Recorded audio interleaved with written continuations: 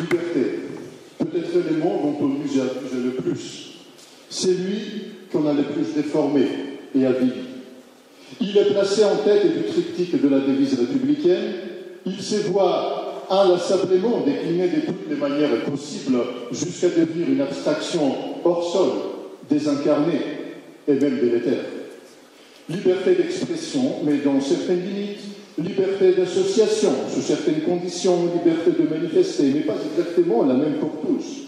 Liberté de circulation des biens, des services et des êtres humains dans l'espace européen, puis dans le monde globalisé.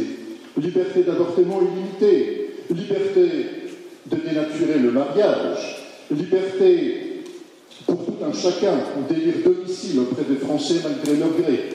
Liberté de défigurer atrocement et ignoblement sa constitution physique sous prétexte de changer de sexe. Liberté de circulation quand elle n'est pas restreinte. Liberté de poursuivre la quête de son bonheur individuel jusqu'au malheur. Liberté d'interrompre la vie. Liberté. Liberté. Je chéris ton nom, mais qui es-tu? Je ne saurais pas le dire. Il y a pourtant, pour nous royalistes, une autre perception de la liberté. Réelle, celle-ci, enracinée et substantielle. Pour nous, en fait, la liberté ne va pas d'elle-même. Elle vient de quelque part. Elle est transmise. Elle germe, s'enracine et s'exerce sur un terrain réel. Elle a un sens à la fois précis et profond. Car pour nous, la liberté constitue cette faculté singulière de s'accomplir concrètement dans la famille, le village, la cité, la nation, la région et, in fine, la chrétienté. Pour les combattants de la cause royale que nous sommes, la liberté n'est ni naturelle ni imprescriptible. Elle est un héritage chèrement acquis, toujours à recevoir, à préserver et à reconquérir. La liberté, c'est la capacité de tondre vers un destin civilisationnel et spirituel, de réaliser une vocation inhérente ou de prendre un engagement volontaire et entier pouvant conduire jusqu'au sacrifice. Pour se rappeler les paroles du maître de Martigues, la liberté n'est pas au commencement mais à la fin. Elle n'est pas à la racine, mais aux fleurs et aux fruits de la nature humaine, et pour mieux dire, de la vertu humaine. On n'est plus libre à proportion que les meilleurs. Il faut le devenir.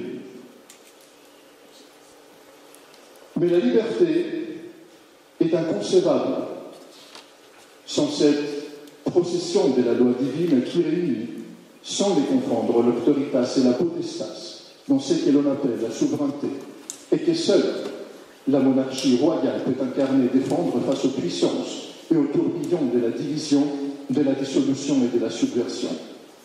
Et de même que la règle ascétique de la spiritualité chrétienne libère des passions et guérit de maladies de l'âme, c'est la règle de l'autorité royale rétablie pour un jour libérer la France de la tyrannie oligarchique et les agents pathogènes de la République et du libéralisme.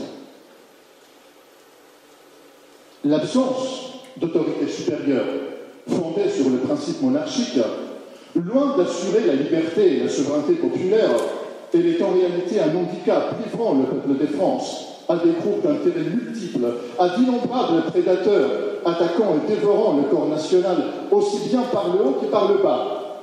Haute finance et capitalisme apatride mondialisé, pouvoir politique corrompu, officines idéologiques pernicieuses, groupes et communautés halogènes emplis de haine, puissance étrangère implacable.